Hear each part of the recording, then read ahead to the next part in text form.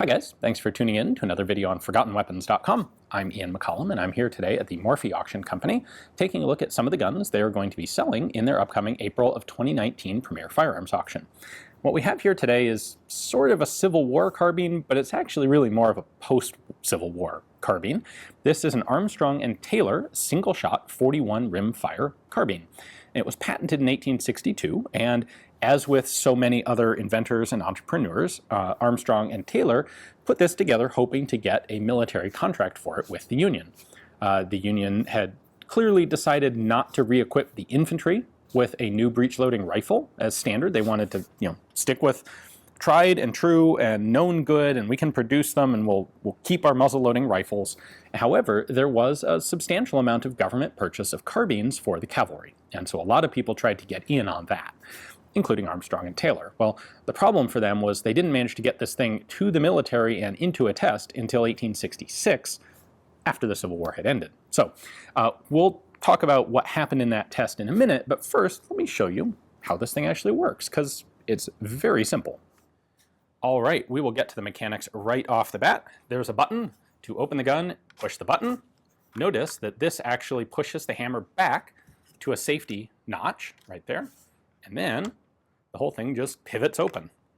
So closed, push button, rotate it open. As you do that, the extractor is cammed out mechanically, so that's not on a spring, it's not free-fitted, it is actually connected on a cam to the pivot post in here that the barrel assembly is rotating on. So that gives you, you can really, if it gets tight, if the cartridge gets stuck, you can really crank on this and force the cartridge out like that. You then put it back, put in a new cartridge, snap it shut, and you can just push it closed like that, and you're ready to fire again.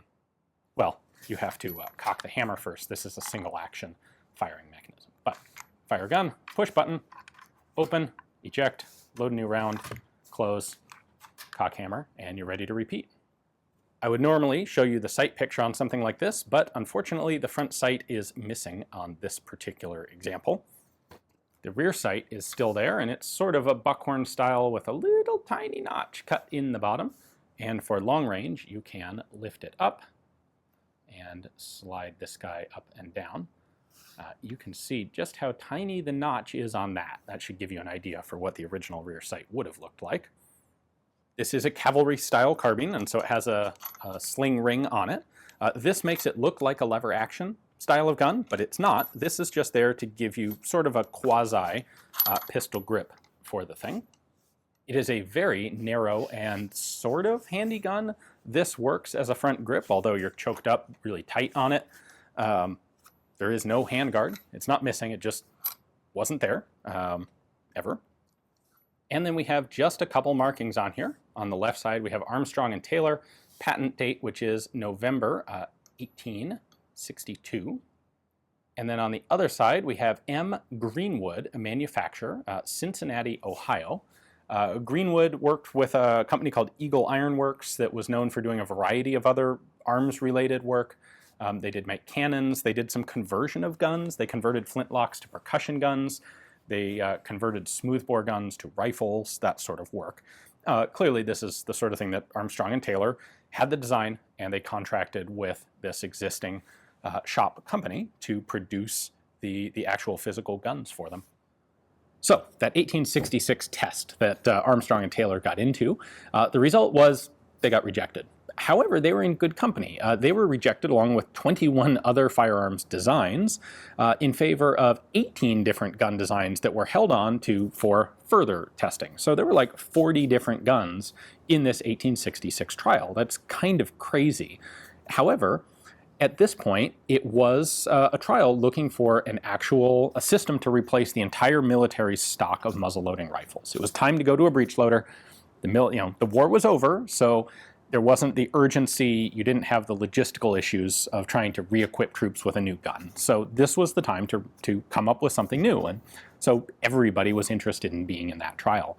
Ultimately, the rifle that trial would select would be the Allin Conversion, so what we call today the Trapdoor Springfield, and that would serve for the US military for many years afterwards.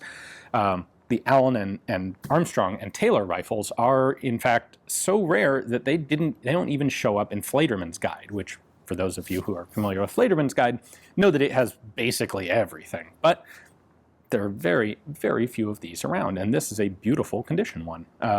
Armstrong and Taylor, needless to say, were not able to get this rifle into commercial production, or didn't try.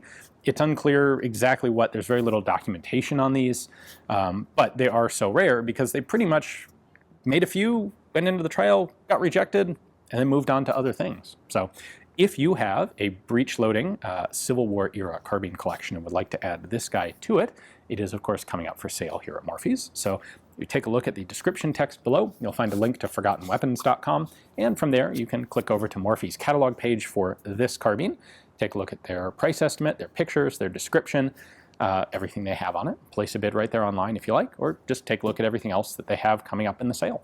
Thanks for watching.